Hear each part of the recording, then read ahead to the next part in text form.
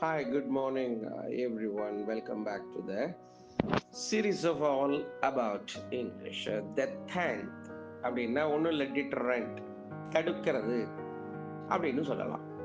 ஆனால் குறிப்பாக என்ன இன்னும் கொஞ்சம் டீப்பாக இறங்கி பார்க்கணும்னா ஈஸிங் ஆஃப் ஹாஸ்டைலிட்டி, விரோதத்தை கொஞ்சம் தணிவித்தல். ஸ்ட்ரைன்ட் ரிலேஷன், கரை படிந்த அவங்களுக்குள்ள ஒரு கசப்புணர்வை தவிர்த்தல். இது யாருக்கு? Between countries especially.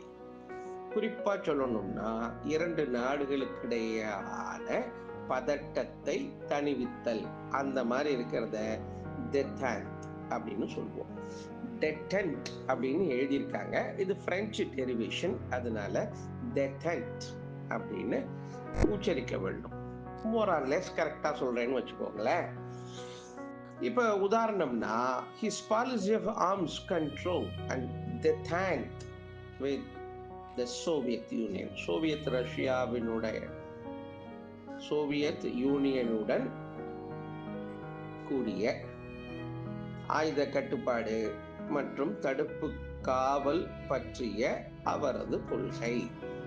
தடுப்பு காவல்னு இங்க இந்த டெட்டன்ட் அப்படிங்கிறத மொழிபெயர்த்திருக்காங்க. பதட்டத்தை தணிவிக்கும் அவருடைய கொள்கை. சோவியத் யூனியன் உடனான பதட்டத்தை தணிவிக்கும் அவருடைய கொள்கை என்று நாம் எடுத்துக்கொள்ளலாம்.